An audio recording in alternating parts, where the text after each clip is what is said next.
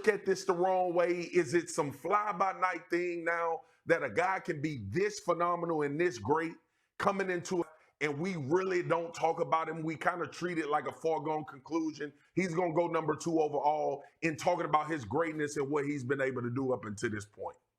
Well, it's a couple of things. Number one, we're addicted to the quarterback position. So anytime we see a wide receiver or anybody else for that matter, if you're not a quarterback or you're not an elite pass rusher, then you're one of the few of several marquee athletes who are going to bless us with your exploits on a National Football League level. That's one way to look at it.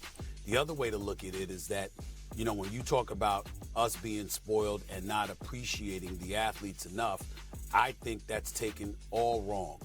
If I'm discussing you, and this is an argument that I've had, whether it's the GOAT conversation or some of the great players or whatever it is that we're discussing, Marcus, if I'm talking about you and you play the quarterback position, and I'm debating whether you're better than Tom Brady, you're in the discussion as one of the greatest who's ever lived.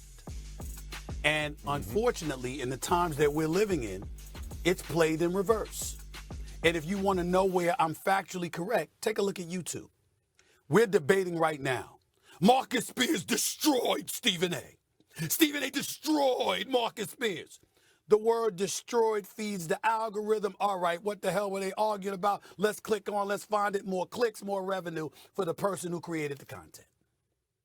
And all they did was use a word to try to hook people in and try to create a level of cynicism. You look at the news story, you look at the news reports or whatever. What does the news lead with? They lead with the negativity. What do they say? Negativity sells. But in the same breath, why are we so negative? But they lead the damn newscast with it every day. People miss that. If you're talking about greatness, Stephen A., hold that in the thought. Conversation. We got to hit the time. News 9 days away from the NFL draft. I find myself extremely surprised by what I'm about to tell you. Adam Schefter is reporting that Shedeur Sanders is going to hold one last private workout Thursday for the Giants, who have the 3rd pick in the draft. They had a full contingent in attendance for his and Travis Hunter's pro day on April 4th, but obviously they want one last private look at Shedeur before the draft next Thursday. I feel like this could mean a lot of different things. Peter, help me make sense of this. It's not nothing. And if you're a Giants fan at home saying, whatever, it's just no. You have to understand how much the Giants have invested time into meeting and being with Shedeur Sanders. They sent 13 different people from the organization to the Colorado Pro Day. They had him in on a 30-day visit and then took him out to dinner. They also went to multiple games of Colorado's where Joe Shane went and attended in person on a Saturday before the Giants played on a Sunday. And they also attended a practice with Colorado. So for them to now, 9 days out of the draft, and this will be a week before the draft, spend their time flying out to Boulder, Colorado to get one last look at Shedeur Sanders, it tells me they not only are interested in Shedeur Sanders, but they want to know every last thing about Shedeur Sanders.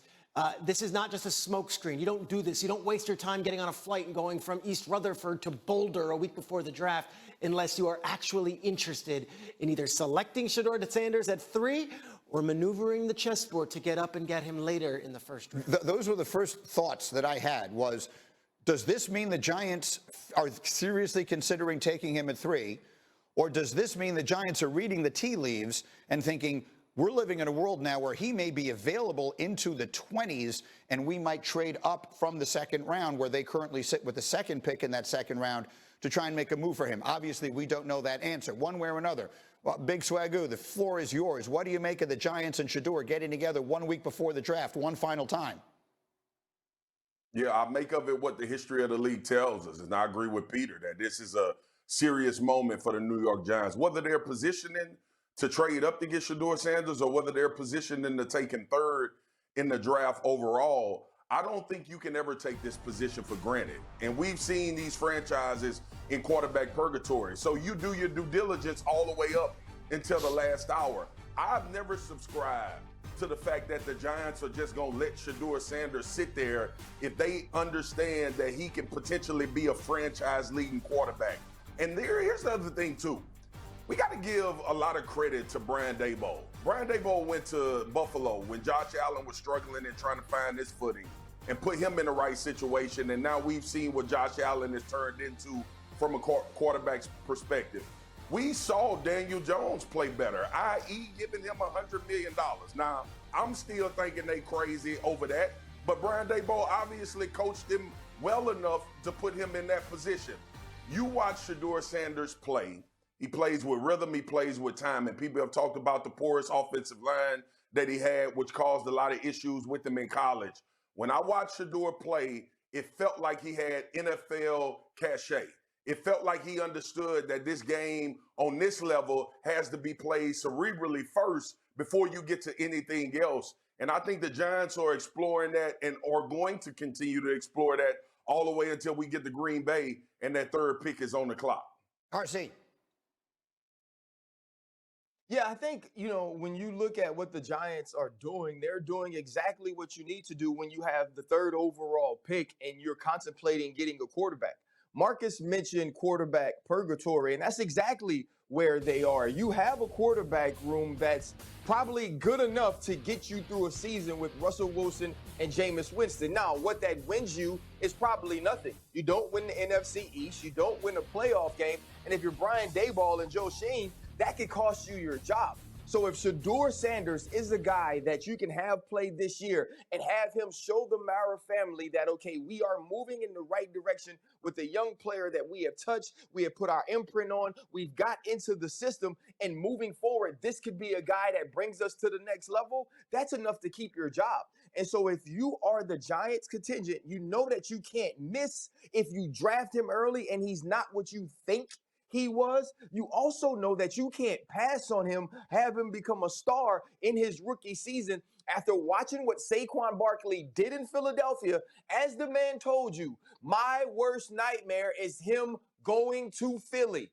And so if you're the Giants, you have to make sure that you absolutely hit a home run with the third overall pick, and that's what they're doing. And if you're the owner, you do not want to hear that being the reasoning, that they're taking a quarterback because we're trying to save our jobs. What's the best thing for the team? What's the best thing for the organization? This team actually has a pretty good front seven in Dexter Lawrence and Kayvon Thibodeau and Brian Burns. And they added two key players in the back. They like their defense. You add an Abdul Carter to that front seven, the Giants actually have a strength to their team. I would hate for them to draft a quarterback for the sake of, well, if we don't and we go 8-10 with Russell and Jameis, we're out of jobs. That would be the absolute wrong reason for Shedeur Sanders to be the third overall. I agree, and yet it happens all the time. I want to try and bounce something off you guys, okay? And Marcus and then RC, I'm dying to hear your perspective on this because I host the First Draft podcast, so I've been having these conversations with Mel Kiper and Field Yates pretty much all season long. But for the fans who don't really know it, who don't watch Shedeur Sanders play and all that stuff, Brian Daboll became a legend by turning Josh Allen into a great quarterback. Shedeur Sanders is the exact opposite of Josh Allen, okay? Josh Allen he was enormous. He was a ridiculous athlete. He could throw a ball through a car wash without it getting wet and needed to learn the nuances of playing quarterback, and Brian Daboll taught him that. Shedeur Sanders is the exact opposite of that. His strengths are the nuances. That's what he's great at. He's great at exactly what Marcus said, the rhythm, the timing, and all that stuff. But he's not that big. He doesn't have a cannon for an arm. He's not a ridiculous athlete. And those are things that probably aren't going to change. So, Marcus, I guess the question I want to ask you is, in the NFL today, do you have to have those things? Is there room in the NFL for the really smart quarterback who plays generally from the pocket and all that kind of stuff? Or are we now in a place where if you're going to draft a quarterback that high, he's got to have all those other things that a lot of the great ones of this generation have?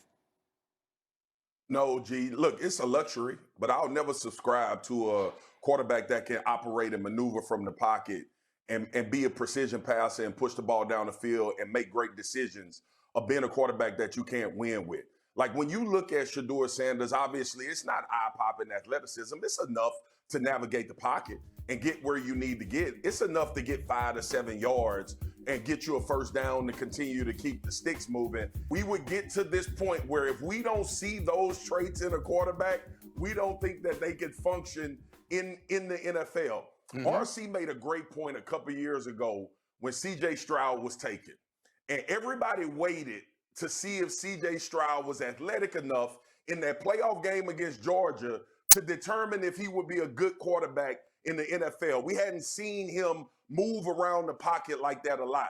But what we did know was he was a pinpoint accurate quarterback. He could throw the deep ball. He had great accuracy. He understood when the ball needed to come out of his hands. He understood concepts as well. So I still think it works in the NFL. It's a luxury to have a guy that can break the pocket and take it 50 or 60. But in reality, they ain't coming out of the draft every year. And they are anomalies still, even though we've grown accustomed to watching these dudes operate at a high level, the ones that we talk about. It's a great way to put it, RC. Is it a luxury or a necessity to have all those other things? Xin chào tất cả mọi người đã quay trở lại với kênh của mình. Ngày hôm nay mình sẽ tiếp tục hướng dẫn các bạn làm vòng. Và hôm nay của mình sẽ có tiêu đề là cài kéo. Mọi người, hôm nay tiêu đề của mình sẽ là cài búa. Bây giờ mình bắt đầu làm nhá. Ra.